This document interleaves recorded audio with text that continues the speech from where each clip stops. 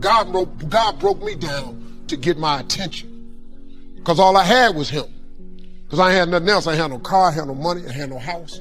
I have no education. I ain't got a degree of any kind.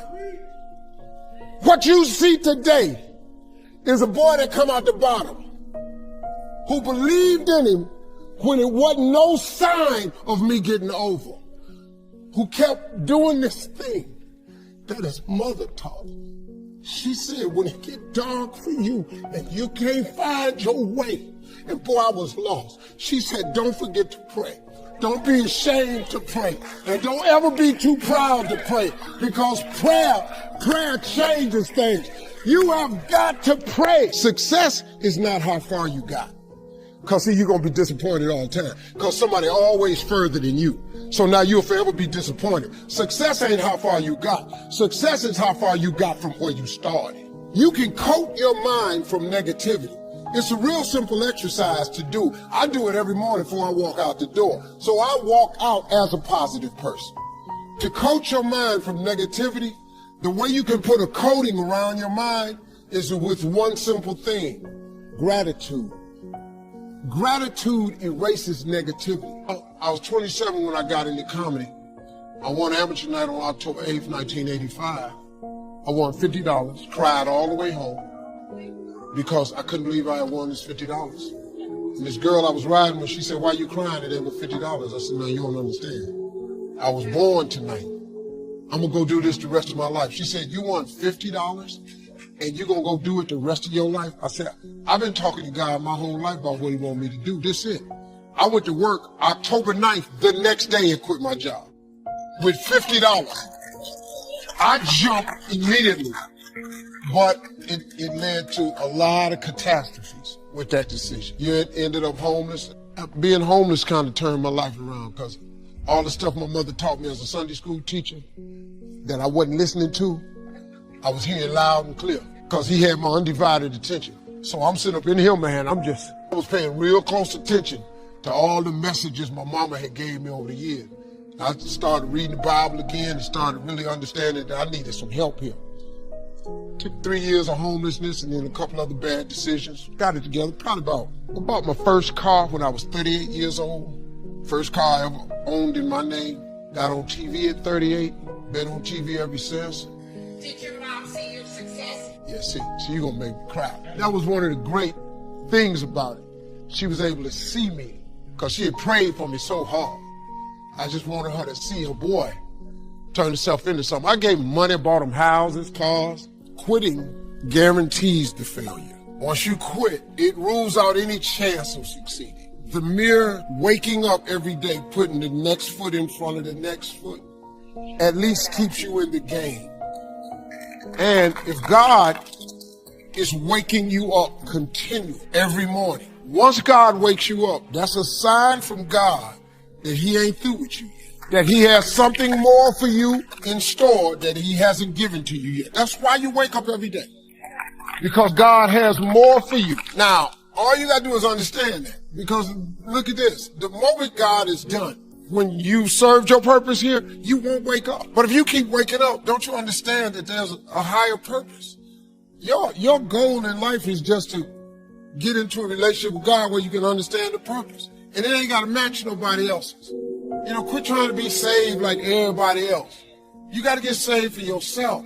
If you can just keep believing, when nothing in you is working, when all your external forces have given way, if you can just manage to somehow keep hoping, just hope. You ain't even really got to believe. All you got to do is hope. Faith is the substance of things hoped for and the evidence of things not seen. You just got to hope. Sometimes you ain't strong enough to believe, but you can always be strong enough to just hope. And I hope God come get me. I hope I make it. See, what they tell you when you read the scripture, and they say faith is the substance of things hoped for. What faith really is just hard hoping.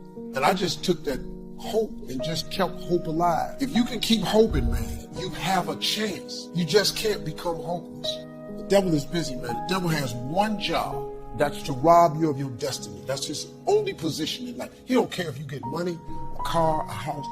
As long as he can rob you of your destiny, That's the devil's whole mission in life. He just wants to rob. He just wants you to not be what God made you to be. But if you can remain hopeful in spite of all adversity, like it was times in my car, man, I felt like quitting. I mean, I felt like giving up. You got living in a car is not a simple task, But, some days I just said, man, oh God, I hope something happens. Come on, man. You got to ask for help. Like if you can't figure your life out, you got to ask God, why did you create me? You just need two most important days in your life, the day you're born, the day you figure out why. You just got to ask God, why?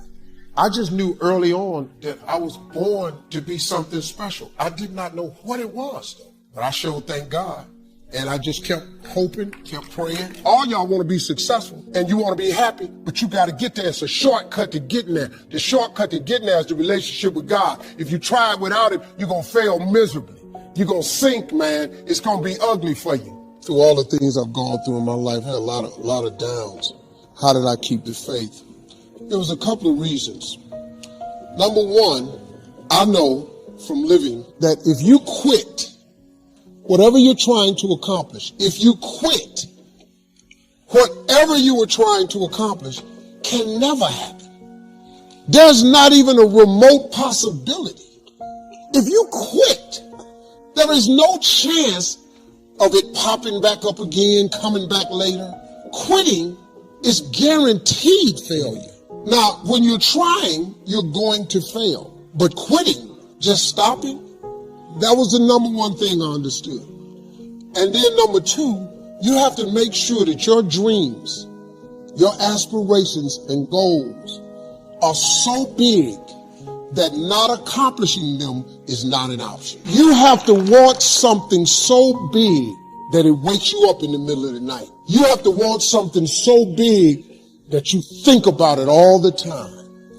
You have to want so big that it drives you to wake up when you don't want to. It keeps you up at night when you long been sleepy.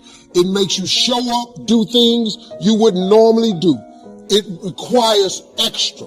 You have a great life in front of you, but your great life is in front of you. It's not behind you. What you did back there ain't got nothing to do with what God got for you. What you did back there was learn the lessons to get you to where you are at this particular moment right here.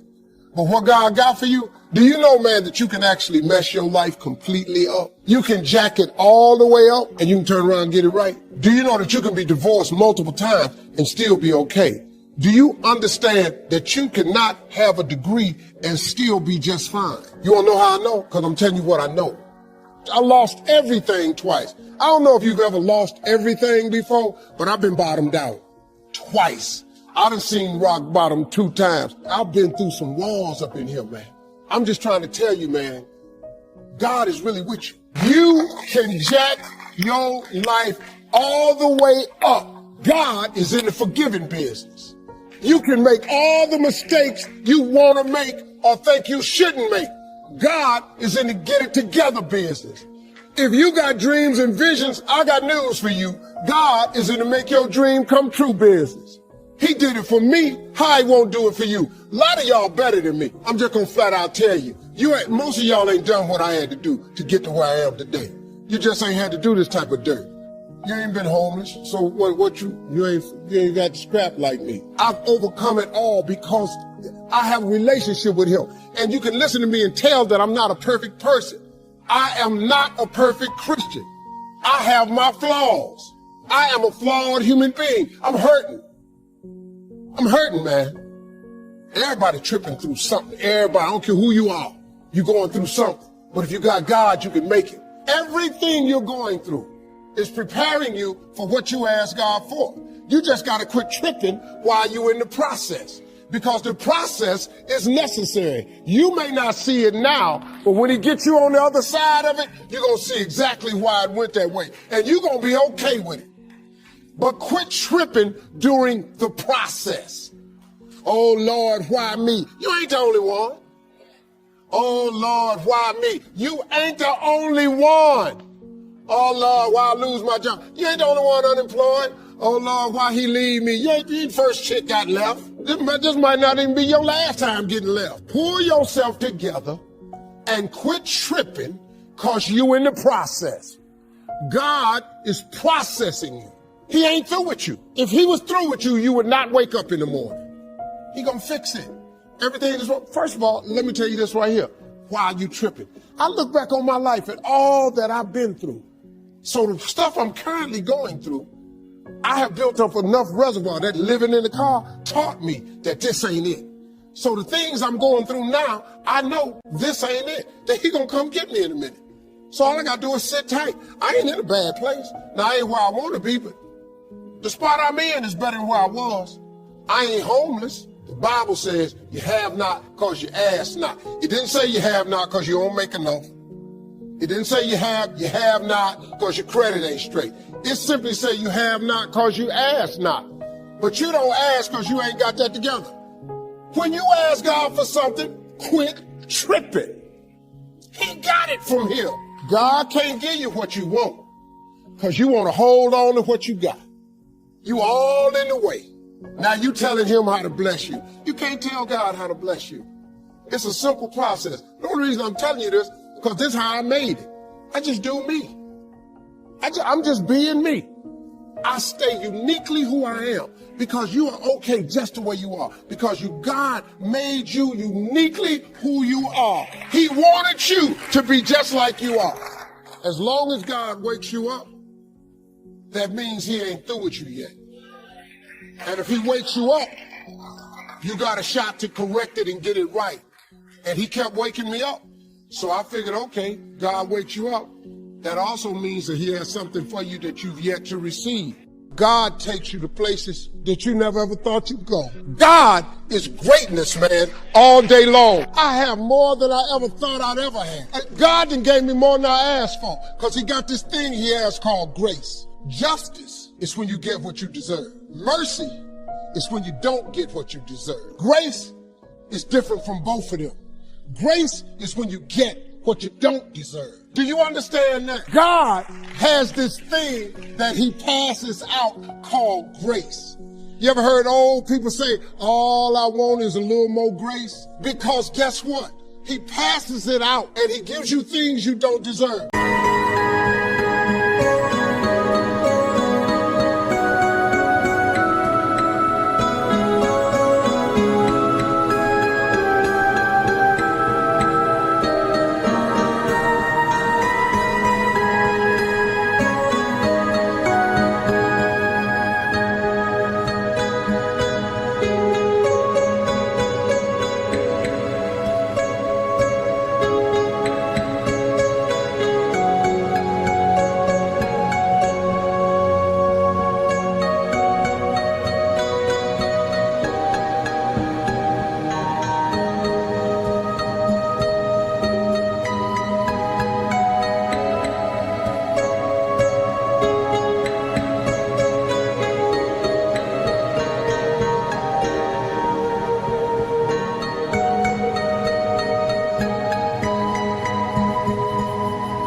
I do not deserve this life I have. The money I make, where I live, where I drive, how I travel, how I vacation, I don't deserve it. I work really hard, but I really don't deserve all this. I don't. But he gave me grace. He let me survive homelessness. He brought me from dark. I've been out. Y'all don't know. I've been in it. I'm so grateful that God let me have this life he gave me that I don't even know what to do. Do you know when I was homeless, I told God every day, if you let me make it, when I get there, I'm going to tell everybody it was you. Well, guess what? I'm telling you that it was him. Don't be ashamed to pray. And don't ever be too proud to pray, because prayer changes things. You have got to pray. You know what you ought to get? You ought to create your relationship with God. Because if you do that, he gonna put some grace on you, and he gonna give you some things you don't deserve. Then you won't need no education. You won't need to go and complete the program no more. You ain't got to go over here and ask nobody where they hide. I never saw myself here, but that God I serve, he saw me here, and he put me here. Now all I'm doing right now is telling you, but if you ain't ever tried God, listen to me. You should try him, because he's very available to you right now. He don't love me no more than he love you. If God can pick me up, and you have no idea who you're really looking at. You don't know what I've done. If God can change me, he change anybody in this room. God is good, man. Give God a chance. Stay right here on Faith Street, y'all. The box you asked for is coming. Everything on my vision board I get. I said, that God I serve, he's an unbelievable God. I don't listen to what nobody tell me. Once I write it down, I write the vision and make it plain, it will come. Surely it will come at an appointed time. It doesn't matter that nobody sees it. It doesn't matter that it's visible to other people. All you got to do is write it down and believe it.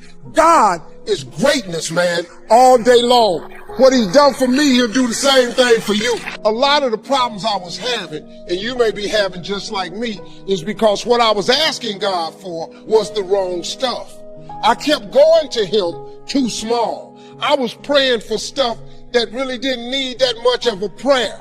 Lord, help me make my rent. Well, don't you always get your rent? What about if you change that? Suppose you said, Lord, help me make my mortgage. You think God don't know you ain't got the down payment? You really think God don't know you need another job? He know all of that. But if you don't ask him for it, God don't give you what you want. He give you what you believe. See, you've been blowing it. If you up your ask, he ups his give. That's his promise. You have not because you ask not. So you don't ask this great God for big stuff because you don't see how you can get it. You're not supposed to see how you can get it. You're just supposed to ask him for it. See, the how-to is none of your business. You keep getting in the way of the blessing because you all up in the how-to part of it. Show me the scripture where he tells you to figure out how to do anything. He don't ask you to how-to nothing. Write the vision and make it plain. Everything you want, you're supposed to write down. I'm telling you, man, this is how it works. Education ain't in the Bible. Harvard is not in there. UCLA is not in the Bible. You just need the word. You need to know what it's saying applied to you. You know why? Because it's a promise of his. He ain't never lied. He always come through. If I was you, I'd try that. If you keep doing what you've been doing, you're going to keep getting what you've been getting. When I got into comedy at 27, I had a turn back moment, man. It was the day I was going to quit. Because I had enough, man. I was living in this car for 3 years, man. I ain't got no money. I was going to call my mom and dad and ask them, could I come home and just stay in the attic for about 4 months till I find a job. My father told me, you can't come back home. Once you leave my daddy's house, you got to...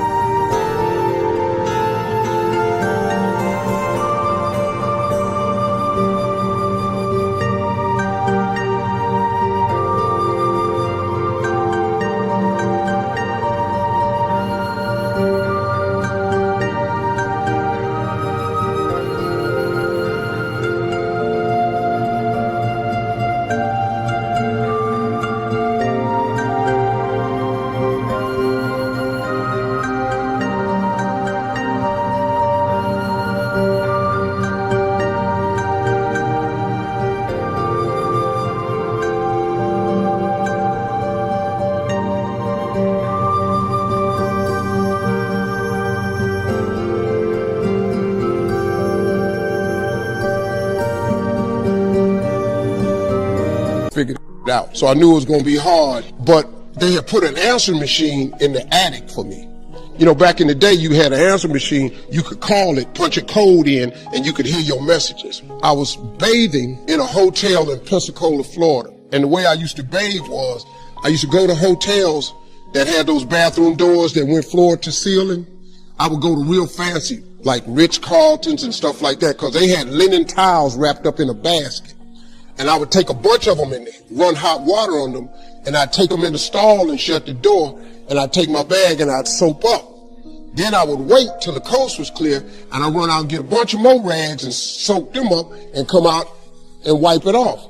Then I stand there and dry, put my clothes back on. That's how I bathe every other day, man. And so I was in there one time, and they had a convention in town. And when I got all the stuff, I soaped up. This convention let out, and men was just coming in the bathroom, and I couldn't go out.